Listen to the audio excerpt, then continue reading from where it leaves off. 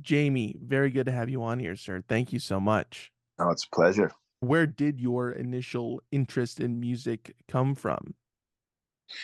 Oh, honestly, it was in a way kind of thrust upon me. So I was raised by a Samoan father who was in a band, kind of a traveling Polynesian show.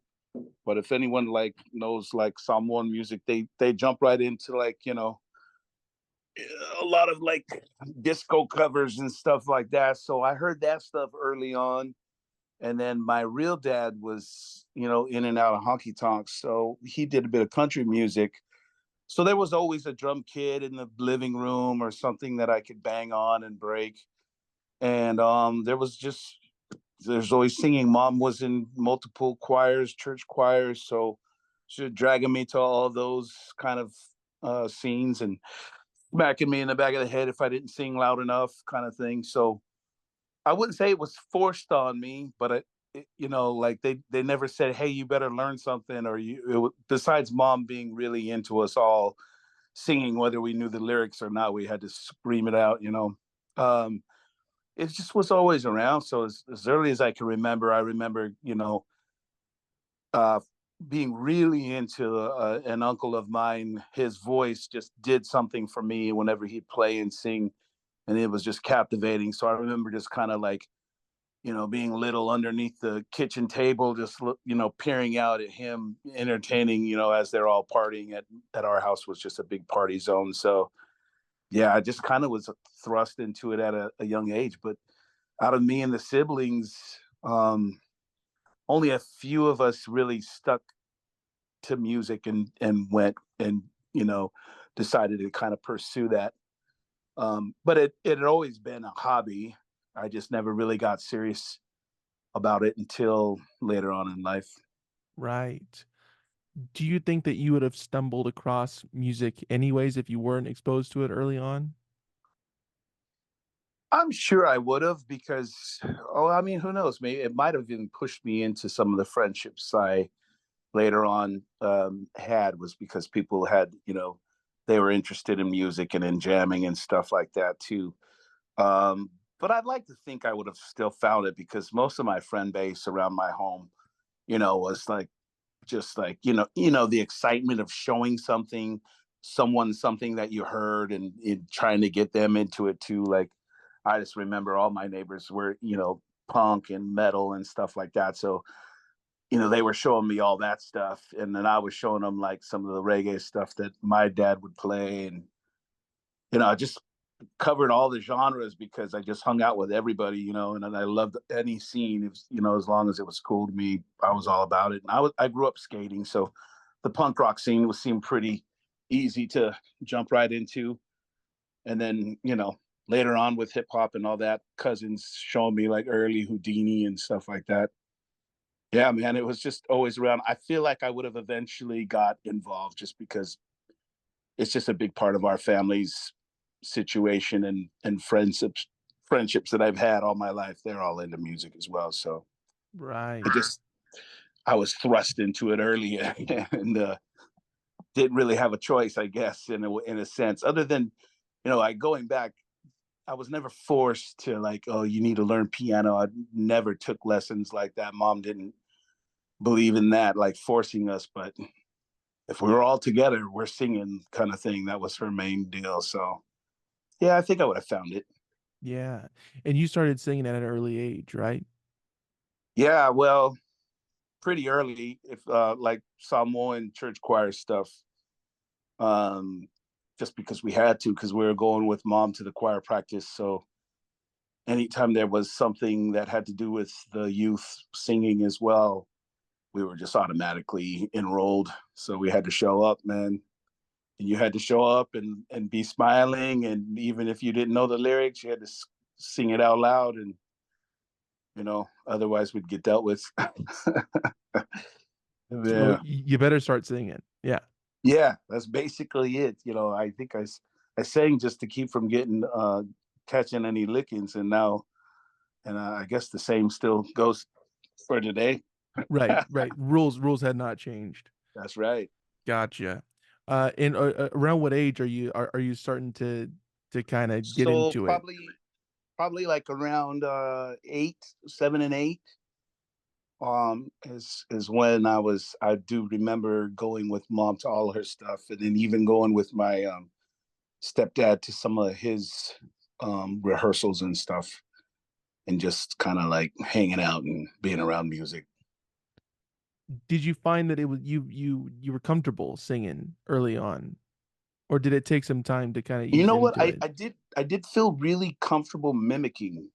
I was good to like, any song that was kind of playing on the radio, whether it be, uh Lionel Richie, or just anything, Michael Jackson back in the days, I would just mimic. And I learned early on that I could get pretty close to sounding like whoever I tried to mimic. And I think that helped with me being a little comfortable. I mean, I probably didn't find my voice till much later, but I knew I could hit the key. I knew I could always naturally find the pitch. But sometimes even now, um, I've seen like you've recorded some friends like Sergio. Like my natural instinct isn't to smack dead onto the key. It's almost like I dance into the key, and I still do that. It's kind of a burden sometimes. I wish I could just. I mean, I've definitely gotten better at being like, okay, here's the key. I hum it in my head, and then I'll nail it. But it's like I have to really think about it, other than just find my way to dance around keys and kind of transition into it. Right. And for the folks at home who haven't checked out that interview with Sergio, please go check that out after this one. Great, Yeah, he's amazing. great musician, great interview. I love that man. Yeah, Yeah, yeah, and just like so much knowledge, not just in production, but just back catalogs of things that you wouldn't, just rare stuff. The cat knows everything. It's really good. yeah. Yeah, he's one of my heroes.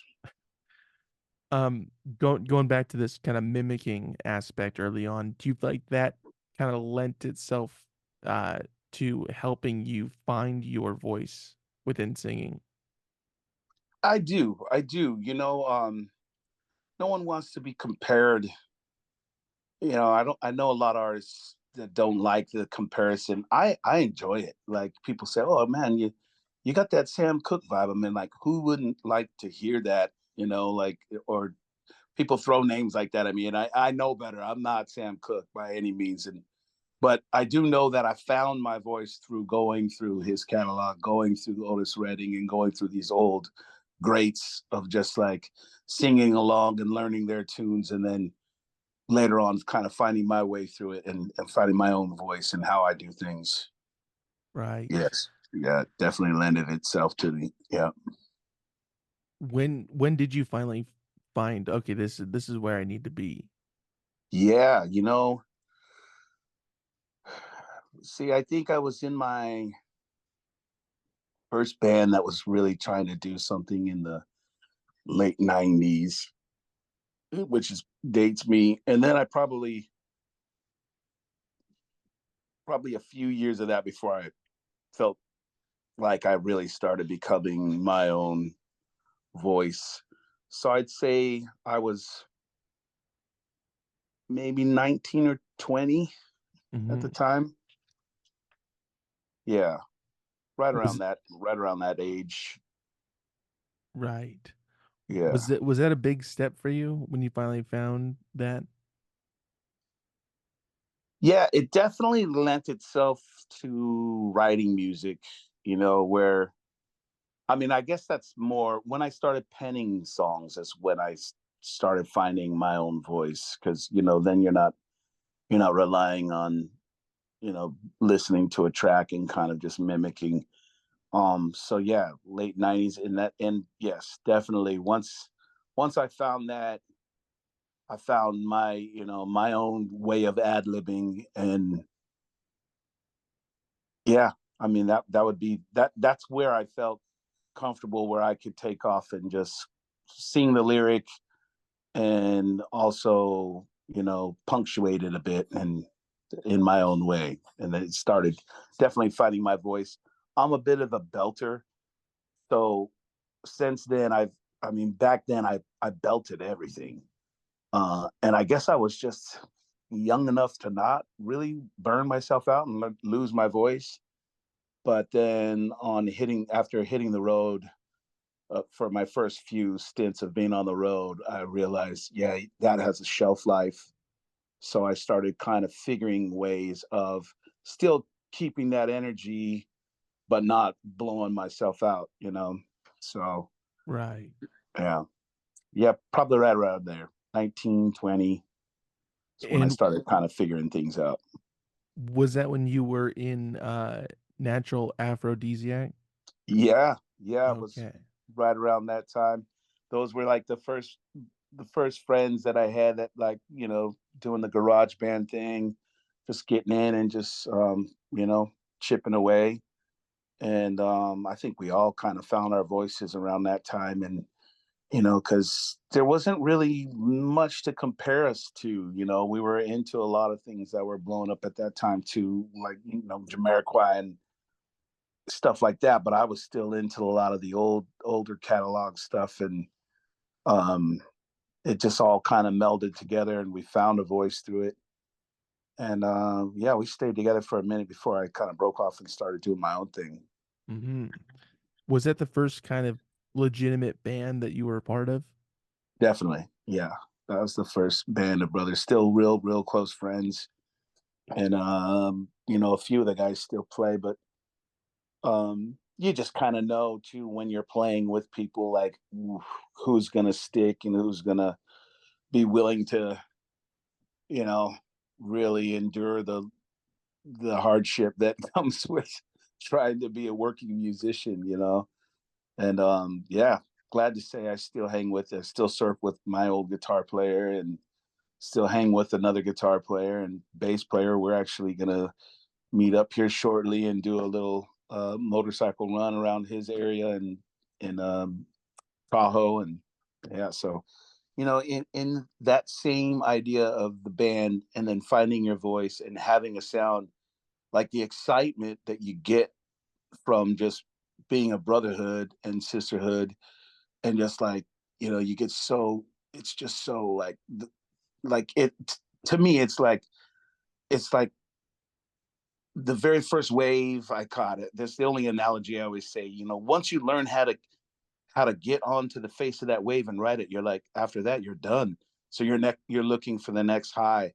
So that same high hasn't changed. So it kind of I will say like all my friends that are still hardworking musicians on the road constantly, they still kind of live like we still live like children. We're kind of like chasing that next high. And it's like Sergio included, like, like that kind of, when we're in the studio, we're high fiving like little kids, like, oh man, did you hear what we just did? So excited about what's happening. And so that bond that I had early on with Natural Aphrodisiac and with Nafro, and then my own project with other musicians, and then collabing with all these super talented friends of mine in LA, like that has never changed. I'm still searching for the next wave, and just I kind of I got to learn to say no a little more, but like I say yes to everything because I just don't want to miss anything.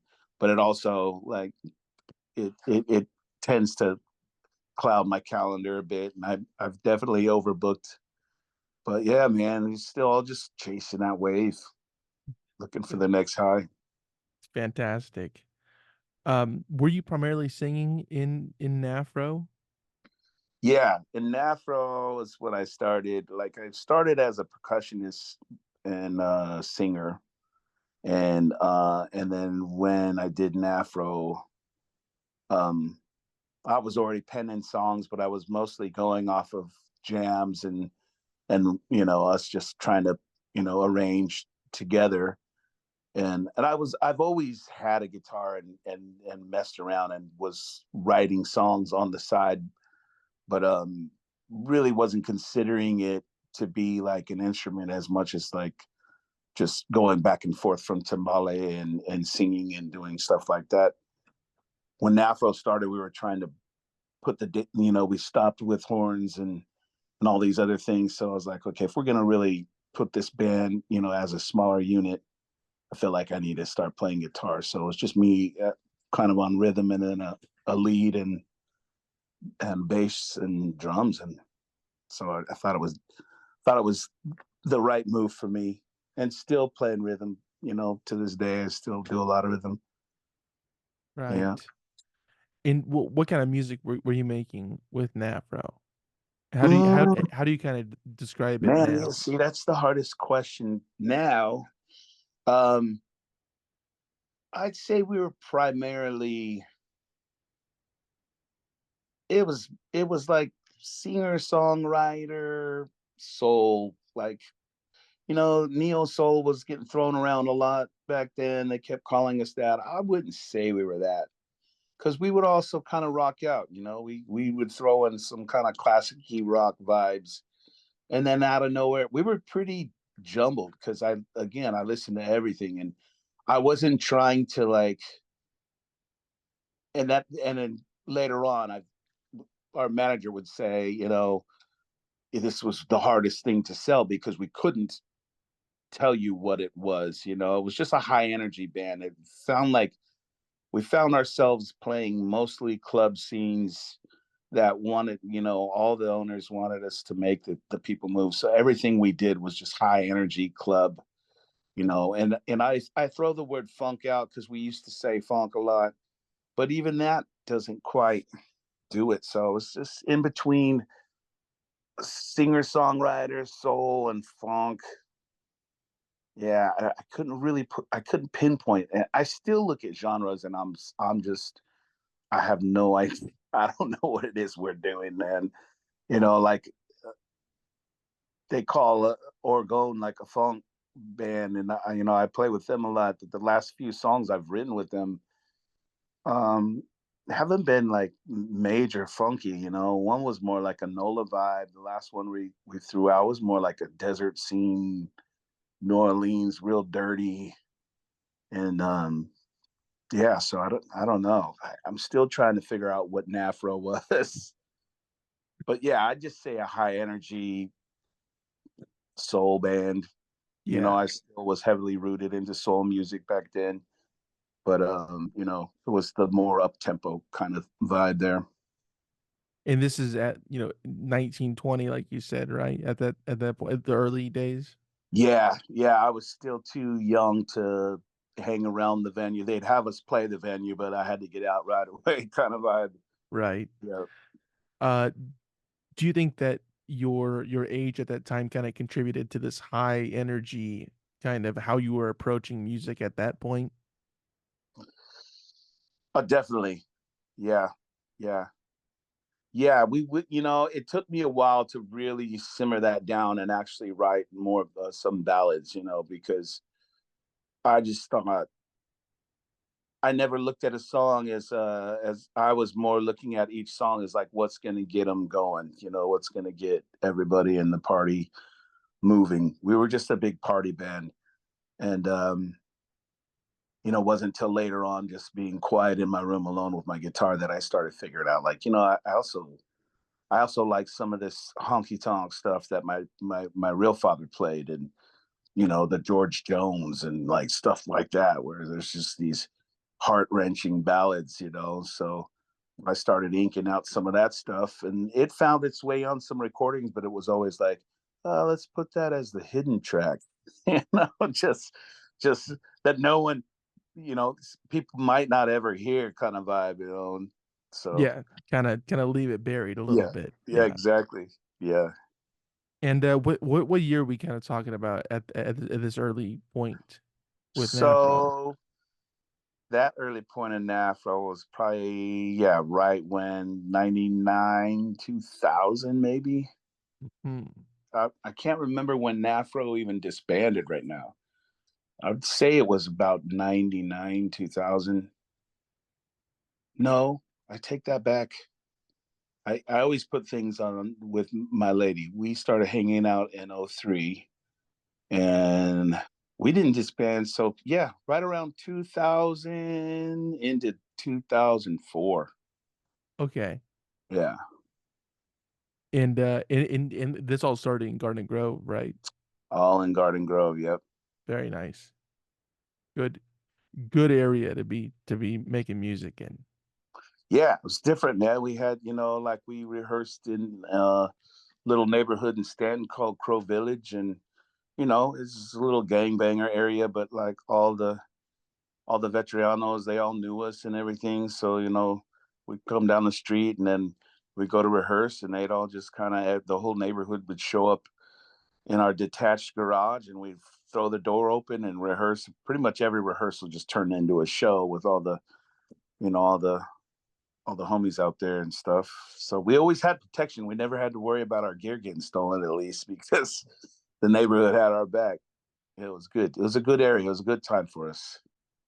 And what was the music scene in that area like at that point? Was there other people making music or not so much? You know what, man? There was a lot of music at that time in Orange County. I mean, that's kind of like coming up around the No Doubt area and and that era as well.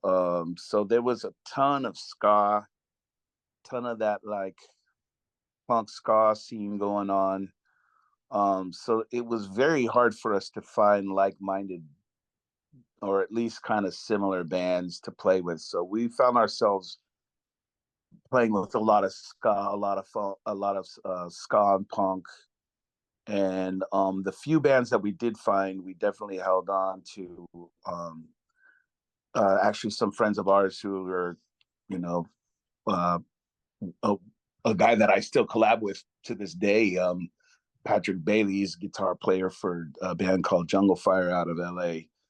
And he was playing in a band called Sounds of Ceviche. And I'll never forget the first time hearing them and being like, oh my gosh, we found like this is our crew, The singer at that time, he plays with Boogaloo Assassins. And so it was like, whoa, we were just all excited. Like they were excited as well. Like, whoa, okay, this actually works. So we did do a lot of gigs with Sounds of Ceviche and different bands, but I'd say primarily the bands out of that time were definitely on more of a punk ska scene. Yeah, so but great, still really good music we're playing with, but that's I think that also pushed us to do more high energy in our own, style because we definitely weren't feeling we weren't ska or anything like that. Unless you were skating, then that's a different story.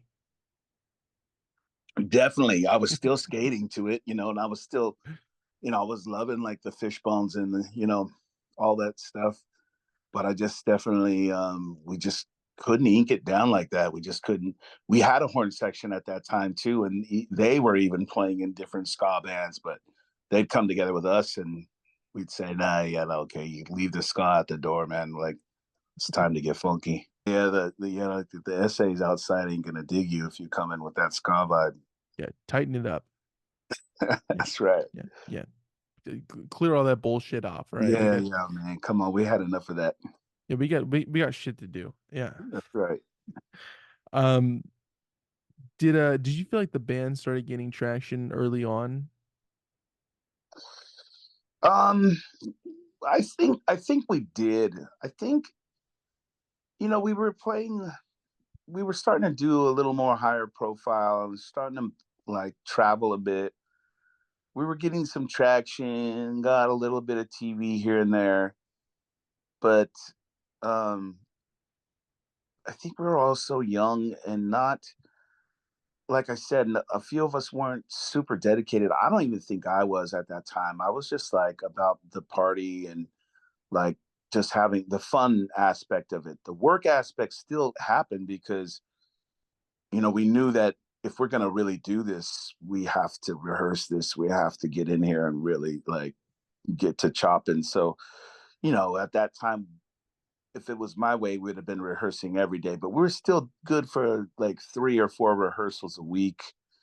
And then it went to like, I'll never forget because forever it was like Tuesdays and Thursdays because we gig on the weekends, and if we don't have a gig, well, there's a party to go to or something. It was like I'll tell a story.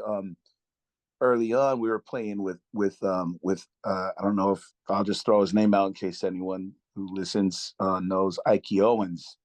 Ike Owens, amazing keyboardist. Him and his brother played in Hepcat, and he went on to play with Mars Volta and Jack White and different cats.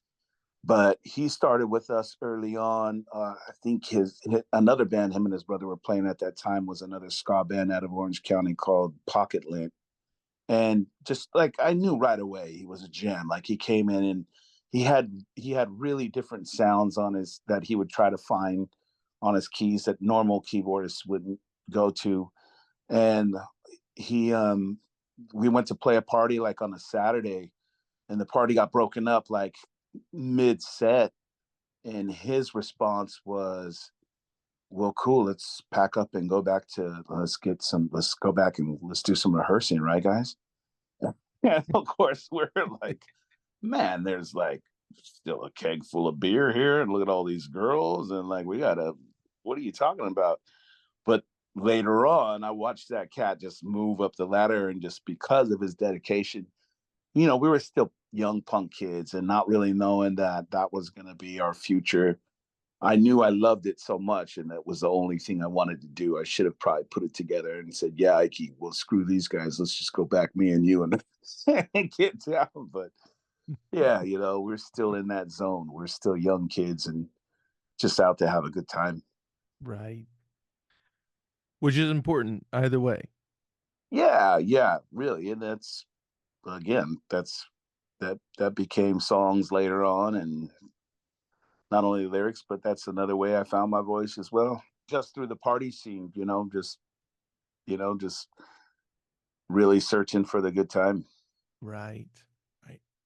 And you found it, right? Or no? Or you're still on the lookout? Oh yeah, man, I found it. I Okay. still I still visit it quite often with multiple friends and through music and everything I do. It really, So you have the current address of the place, of I the got party it, zone. man. Okay, cool. I'll share it with you. Please do. Yeah, yeah, yeah, please. Been looking for it. Uh, was there a certain point that you felt the band actually started gaining traction though? Like there was some kind of push. You're like, okay, yeah, we're kind of getting more legitimate at this point. Yeah, definitely after we um we got some management that was really kind of pushing us to do different gigs. We were getting, there wasn't quite the festival scene that we have these days, but we did land a few good out of state festivals. And I did feel a push, but I also at that time we were starting to get in a way of, again, we grew up together. So a lot of us in that band, we're all just good childhood friends. And with that, there's different dedication. There's cats that are like, oh, but around that time too, the Lakers were slaying it. And it was like, well, if the Lakers are playing, and I love the Lakers too, don't get me wrong, but I'm like, it's still rehearsal day. So at this it's sad because right around the same time I was feeling the momentum, I was also feeling some of the wheels coming off a little bit. So it was a kind of a it was a heartbreaking time for me because I was like, man, I wish these couple guys would get their shit together because this has a lot of potential. And by the time when I started feeling the dedication changing, then we had the big talk where, two of the guys were kind of halfway out the door. And you know, that's just kind of where that landed, and it lost its steam. But at that time I was writing so much, I was like, well, I'm gonna keep going. I have so much more to say. And I just found other friends to play with, and just kept moving really. Hmm.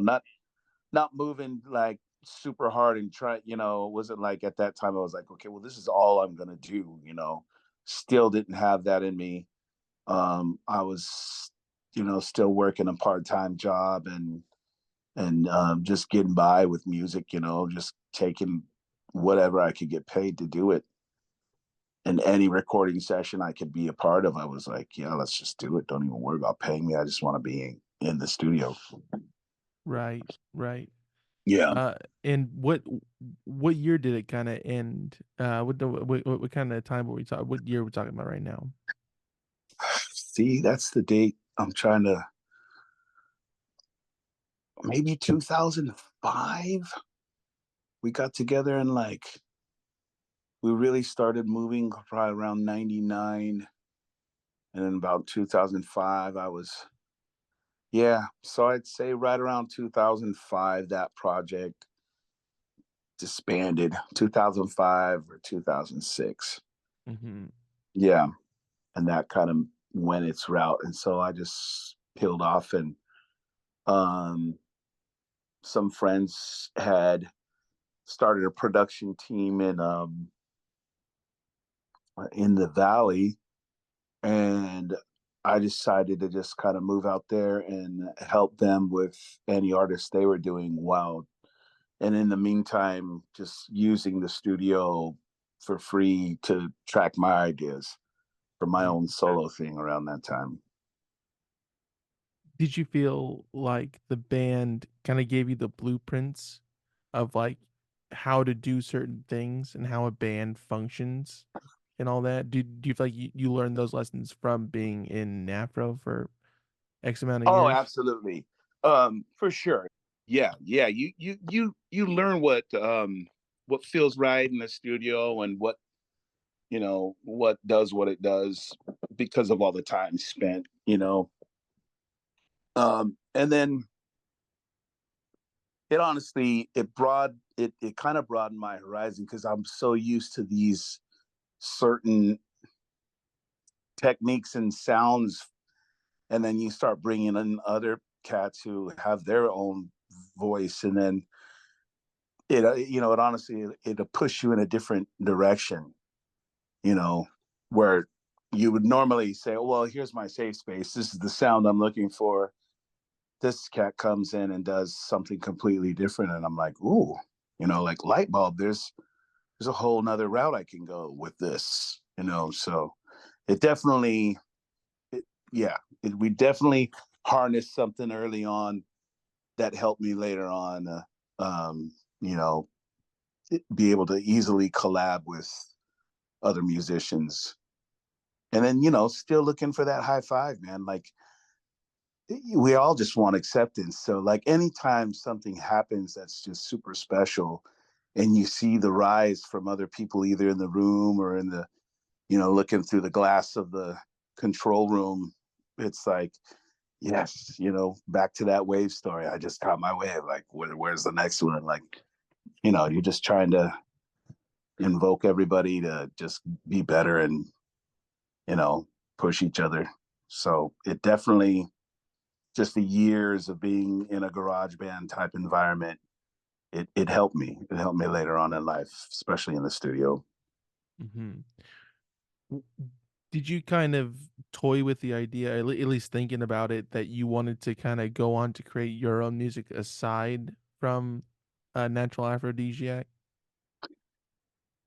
Well, yeah, you know what, I did get a lot of encouragement, because when that band disbanded, I had already been you know at multiple parties doing the more after party, grab the acoustic and here's some songs I wrote kind of vibe.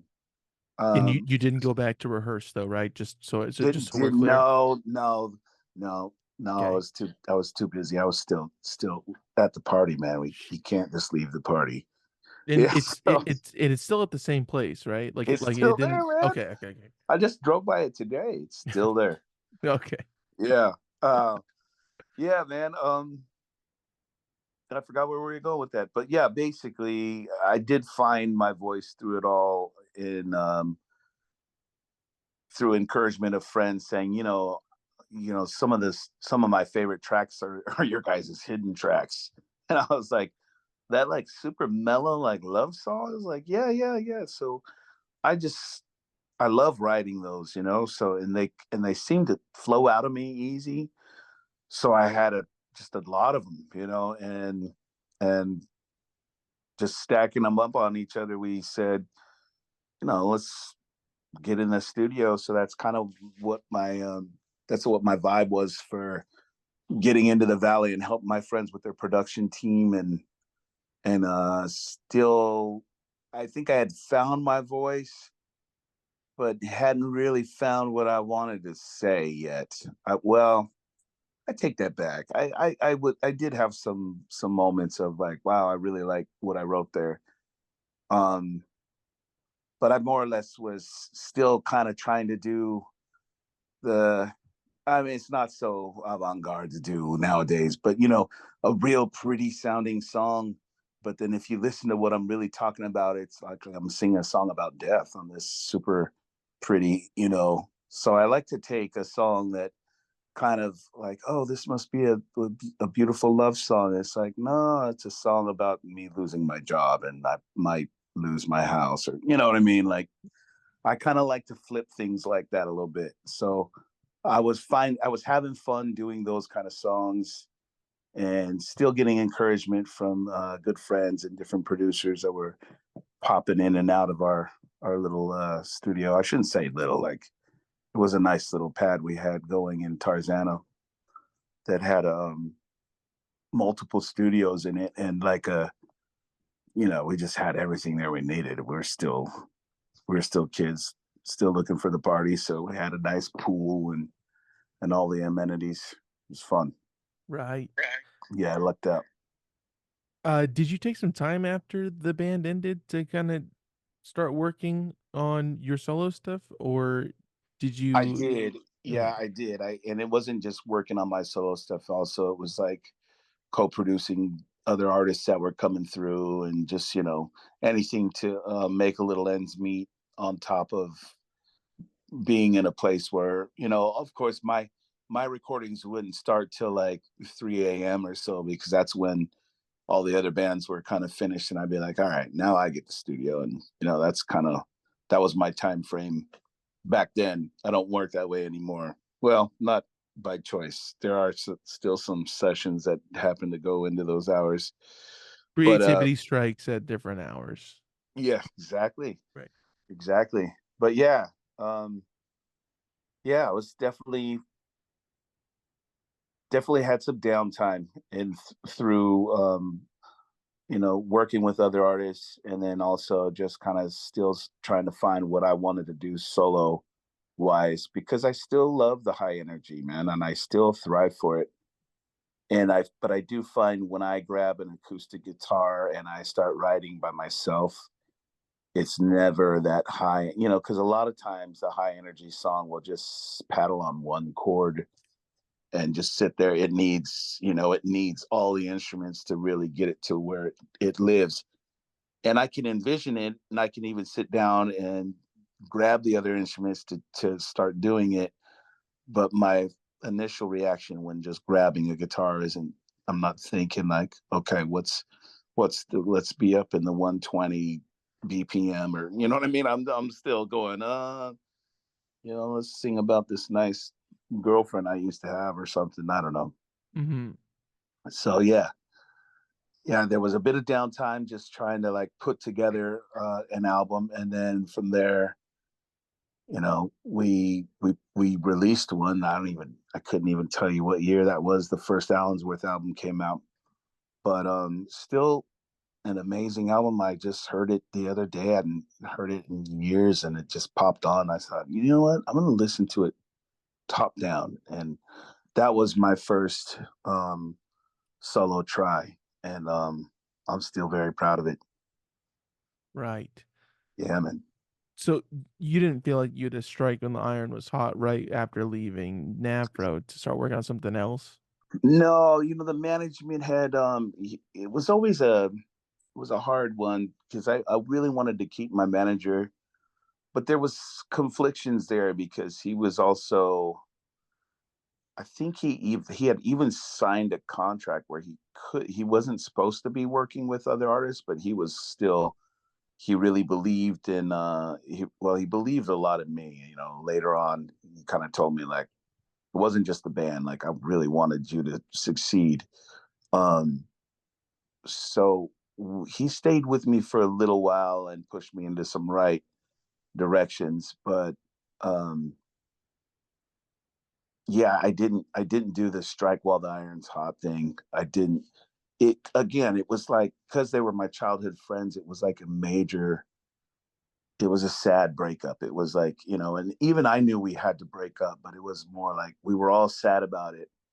And so it's like, who knows, maybe a bit of depression. Yeah, I wasn't very in tune with my feelings back then. I just move on to the next thing. But I probably should have just jumped in and replaced some people and got right to it. But instead I kind of said, well, I'm just gonna go into this creative zone and slowly craft some more songs and see what happens with this.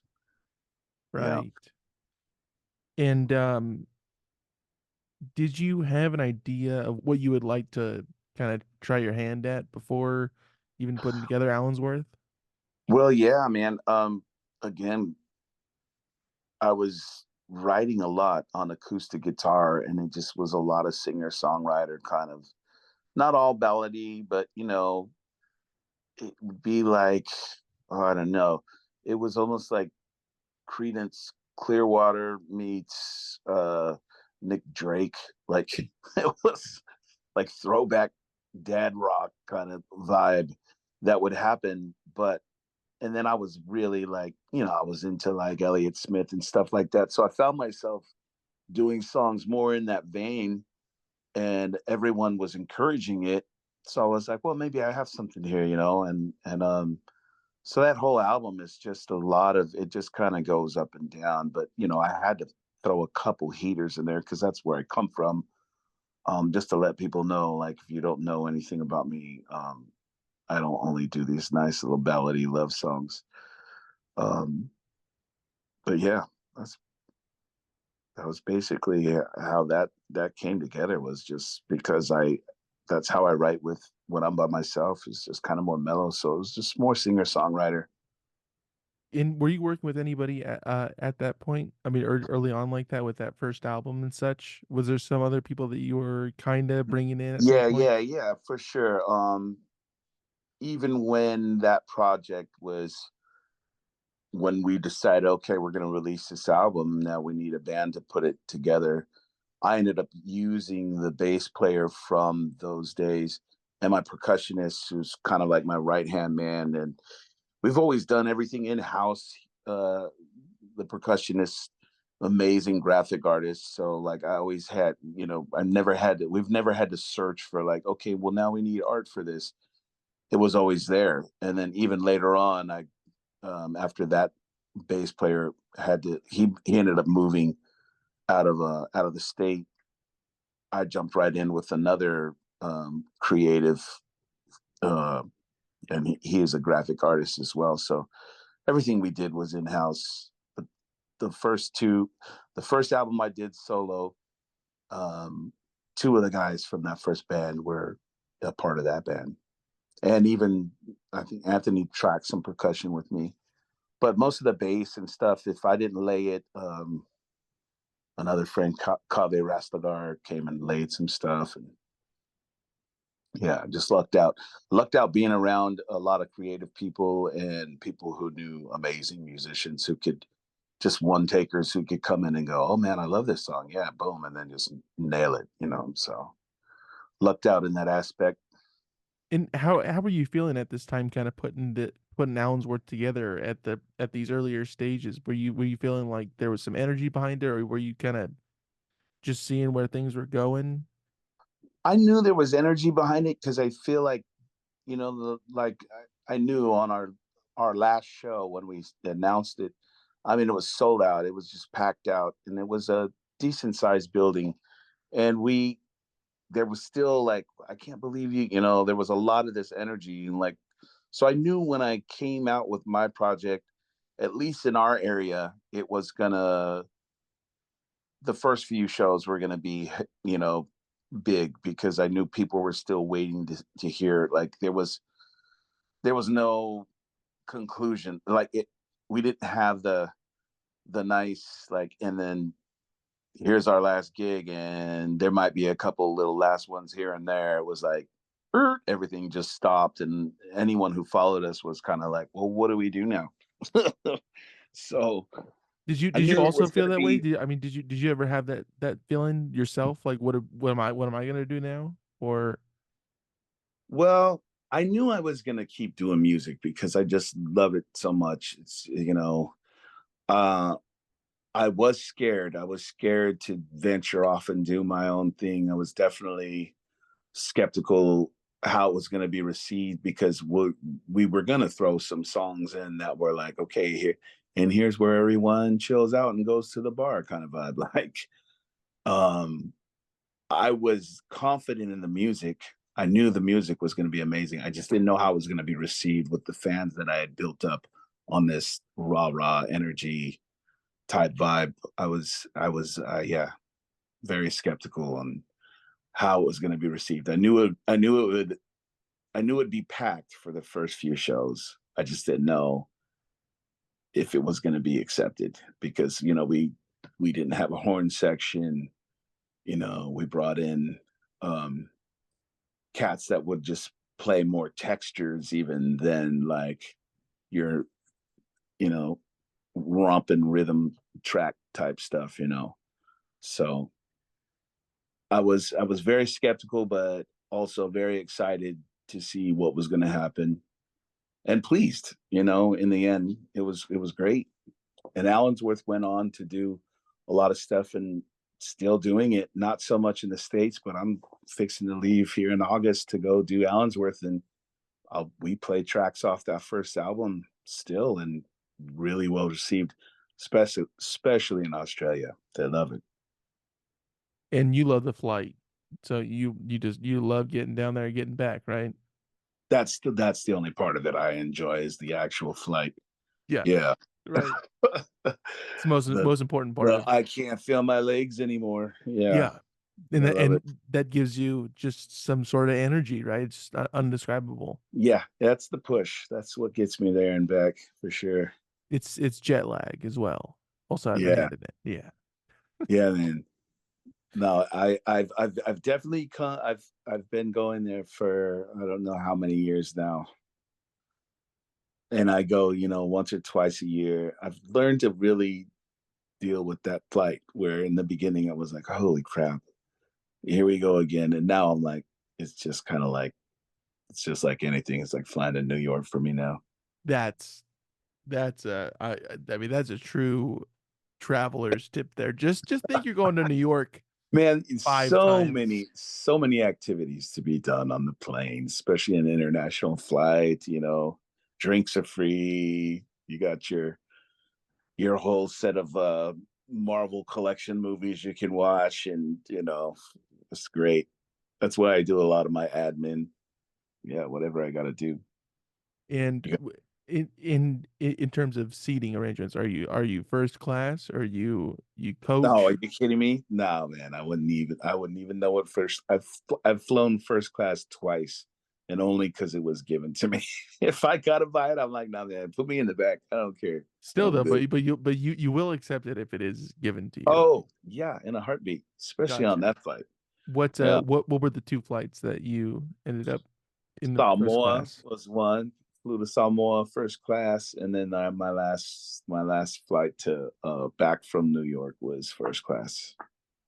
And And that's a it's kind of game sizable amount. changer. I ain't gonna lie. As soon as I did it, I was like, "Oh, great! Like I'll never be able to fly again. This is silly.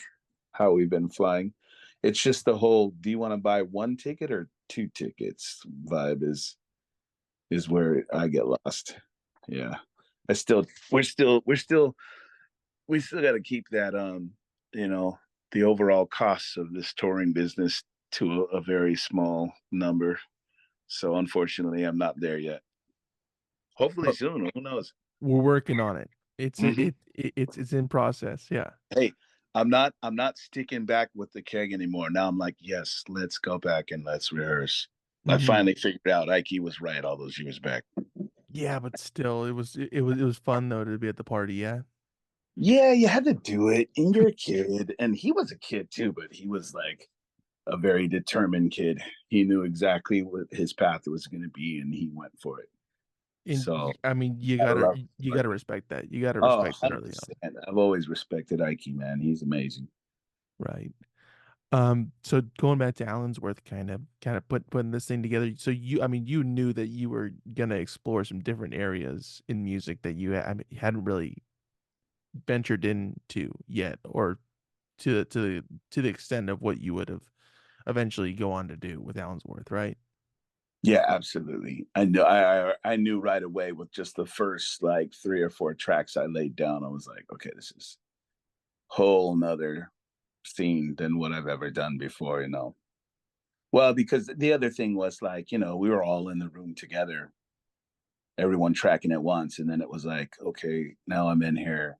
It's very quiet. The lights are dim. There's a candle behind me. And I'm just sitting here with an acoustic guitar and one mic. It's like, okay, things have changed a bit. I'm either grown up or I'm just going the wrong way. I don't know. Yeah. What was kind of exploring these different paths in music and going in a different direction like for you? Um, uh, kind of what I said earlier. Like I knew it was I knew it was a well crafted. I knew I had crafted some really beautiful songs. Uh, so I was very sure of them, but I was also skeptical on how it'd be received, just from what I was doing prior to that. If it was going to be like, what the hell is this, or you know, they were going to embrace it, and luckily it was mostly embraced. I mean, I definitely mostly through my girlfriend was like, yeah, that's cool, but I like, is there any horns on any of these songs? Or I really like that one song, that Push Me Off song. And I'm like, yeah, because we're, you know, it's high energy song. It just, you know, so I'm sure there was a couple fans that were like, oh wow, like the you know, I'm putting it out there like there's no energy into that album. There's a ton of it, but I knew off the first 3 or 4 that I put down were all the mellow ones. And it was more like I just maybe I didn't know it at the time, but I needed that. I needed a break. I needed to kind of like just chill out of it and take a step back and revamp some things. Yeah. And I honestly feel like it helped with my lyrics, just penning those first 4 kind of more lovers Lamont kind of vibe songs. I needed that to know like I can actually poetically put something down, you know. It wasn't just like random rambling about partying and whatever, you know. So I'm very thankful that I did it. But yeah, it was a skeptical time. Still, I'm glad I did it. Was there a point that that was proven to you that that was the right move to make, that was the right direction to go in? Yeah. Well, yeah, because I synced a couple things, and off those syncs, like paid for that album, and you know some other things that I needed to pay for, and I was like, okay, not saying that money is what uh lets you know you're doing it right, but I knew it had value at that point. So I was like, okay, yeah, like this can be done this way, and I don't have to be, you know, jumping around on the stage and trying to like climb things. So I'm good. Yeah. Yeah. Cause your bones can only take that for so long. I mean, you make a good point. I'm not Yeah. disagreeing And with you on that. maybe I was just smart enough to go, okay, well, what has longevity? Like running around and screaming, or, you know, maybe do a couple of those and then the rest of them just sit it out and enjoy some music. Yeah, both are good. Both are good. What did you want to make with this project? What was the kind of aspects that you were trying to reach with this? Yeah. You know, I've never been great at goals. I've never had like the end goal in mind. I'm starting to get a little hipper to that now in what I'm, especially in writing a tune and crafting a song. I start to visualize like, where are we going with this? What are we talking about? What are we trying to convey here? Um, but even with my career, I've never really, people have asked that question many a time, and when I was a punk kid, the answer would be like, just give me enough money to pay rent. And obviously, I have a kid now, like there's more involved. So now to me, even more is like, it's more important for me to be in the studio and to be steady on my craft, uh, whether it's getting better and better, or just even just crafting and just dropping and dropping as much as I can into the bucket. So later on, she might have something, because I have learned from just a couple little things that I've got, this is something I can pass on to her, and she can, you know, have her little residuals coming in here and there. But goal wise, I didn't really have one then. I just knew I had something, I had things to say, and I wanted to put it out. I was just quick to put anything out. And it was like, that first album, it's not really, there's just a ton of different songs. It's not really like, it's hard to say it's cohesive. I don't know, for lack of a better term. I can't really think if that first album really is like the album that, you know, it's the last few things I've done collab wise, everyone's like, well, that song just won't work in this album. I didn't have that in my first solo album. I was like, well, yeah, we got to put that song in because it's banging, like, it's just, it goes in there, whether it works with the other songs or not. So I'm kind of rambling now. I kind of forget what your question was, but I didn't really have a lot of goals set out other than, this is what I love to do. Hopefully other people love what I'm doing, and hopefully I can get paid to do it enough to where I could just stay steady doing this. Right. And that was the goal when you Pretty started, much it. and And that's that's the just goal when that you end. I mean, super still, vague goal. There's like, oh, I hope I make money.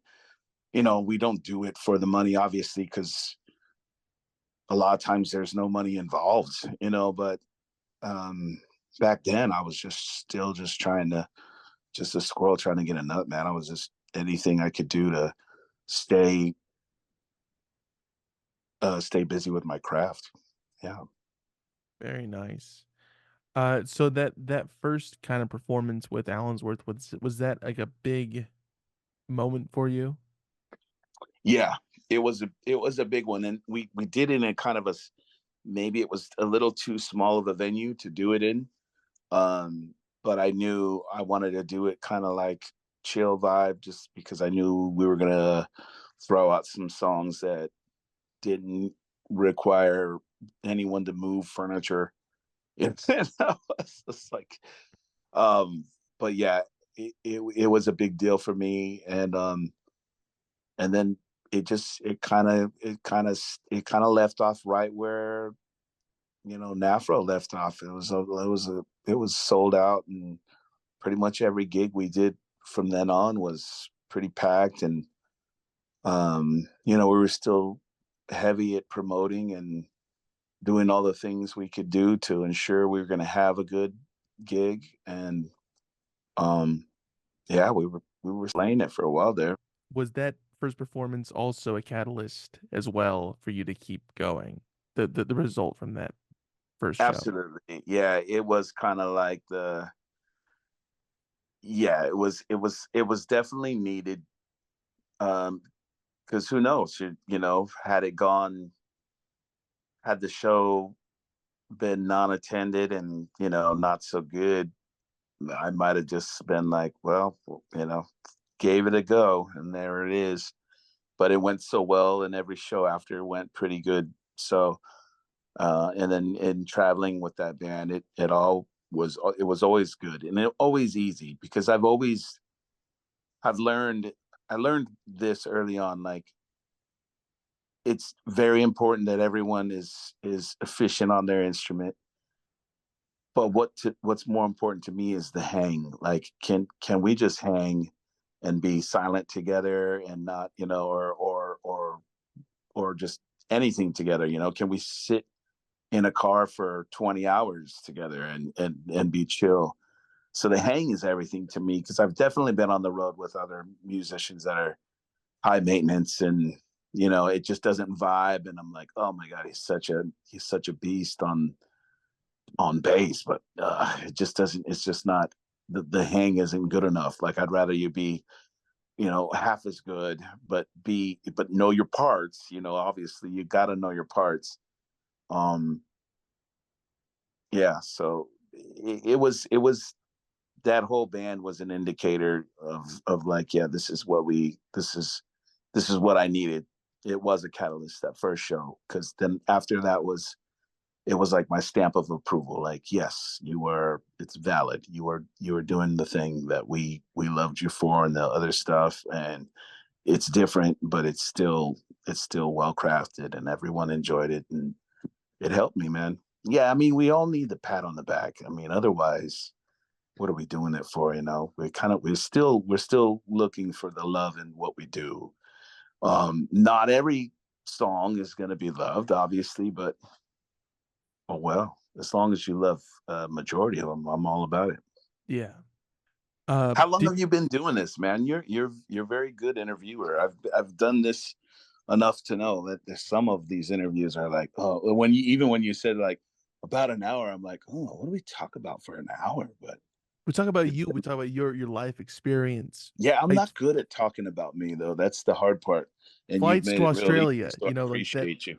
These are the key moments that I'm looking for. Did he go to Australia? Where did he sit? What's the travel tips? These are the kind of things that get this thing moving. Yeah, yeah, That's what greases the wheels. that's right. Yeah, Yeah. well, man, you're doing a great job. Oh well, And I thank you, and I Jamie. have I have listened to a few now that I went down the rabbit hole when you first reached out to me. I'm like, what is this Vineyard thing? What are we doing this Vineyard thing? And you got some of my favorites, so I was like, oh well, duh, yeah, I got to do it. Well, I'm happy to add you to the list, Jamie. Thank you Uh, very I much. appreciate. I really appreciate your time here. After working with Navro and Allensworth and in Orgone, I know that you work with them as well, and in all these different kind of things that you're might not be a uh playing in all the time, but kind of guesting on some spots and everything like that. What have you gotten from music? What do you continue to get from playing music with other people like this and being a part of different groups and whatnot? You know what? My answer to that would be, musicians, we're just like big kids, and I've grown to really love meeting all the kids in the playground. So I, for the lack of a better term, I'm a bit of a band slut. And we said this earlier, where I was like, I just say yes to everything. And I know I have a gift and I want to share it. And I honestly, I get asked enough to share my gift in studios and on stages. I'm just in a really happy place right now, where I've come to grips that I do have something to offer in the world of music. And um, guess where I was going with that is, I just want to get back in the playground. That's it, man. And everyone that I hang with, again, going back to the some musicians are high maintenance and whatnot. Most of the friends that I know that are into kind of like the same vibes that I like have the same super chill outlook of like, hey, let's just go where the muse takes us.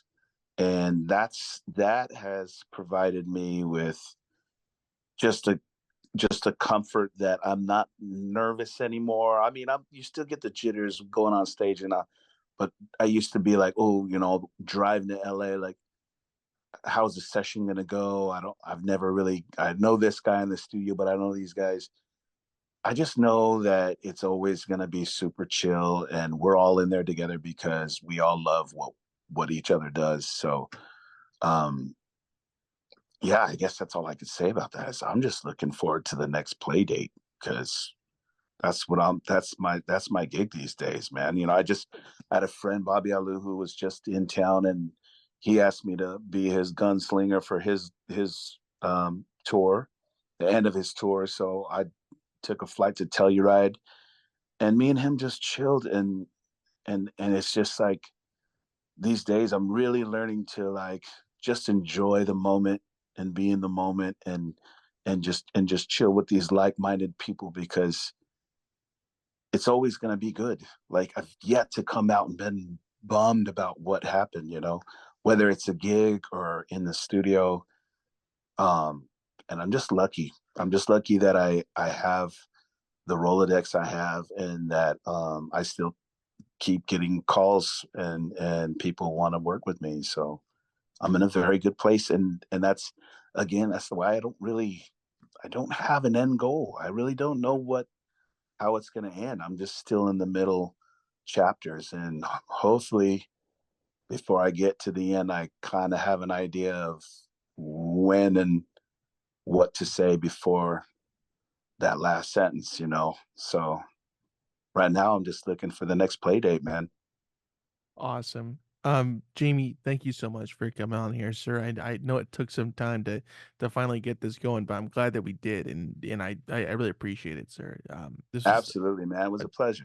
tremendous chat, but before I let you go, I got some promo to do here. Yes, So, please. Allensworth's music is streaming everywhere, right? Wherever the people get their music, that's where they can find you. Yeah, you can find me streaming on pretty much every platform now. Perfect. And people can purchase the music at the band camp. Is that the best place for people to go You, visit? you could do it on Bandcamp. Yeah, that's probably the best place for musicians. Yeah, Perfect. And that's at Allensworth .bandcamp.com. And everybody can stay up to date with news and shows and tours and flights to Australia, all this good stuff by following you that's on right. by following you on Instagram. Is that the best place? Yeah, yeah. Well, follow Orgone too. I'm on their roster now, so we're constantly touring and we're out amongst any festival from this coast to the East Coast. Perfect. And yeah, so you can keep up to date with Jamie at Allensworth Music on Instagram, and of course Orgone's music is streaming everywhere, and you can find the merch through the band's website at orgonespace.com rather, as well as through the Bandcamp, which is at orgonemusic.bandcamp.com, and there we can stay up to date with all these good shows that you'll be a part of, Jamie, by following them on Instagram, which is at Orgone Music on Instagram. That's right. Thanks And for the plug, bro. yeah, of course. Do we have anything else to plug though before I cut you loose? No, just if you follow me on Allensworth, we have a new single dropping for this tour that I'm doing in Australia at the beginning of August, and it should be released just around August 3rd. So you can find that on Bandcamp and on my website. The Awesome. website has now been changed though to Jamie Allensworth, jamieallensworth.com. Someone I stole my name. and we're gonna find them. We're in the process of finding who did that, and Yeah, I'm looking for this fool. yeah, we're gonna uncover that. That's episode 2 of you coming back on here, Jamie. That's right. Um, yes, so all of that good stuff will be linked below, whatever you're listening to this on right now. And Jamie, thank you so much again, sir. Thank you, brother. I, Absolutely, brother. I'm gonna stop recording this. I'll talk to you in a minute. All right. Cool. Cool. Thank you, sir.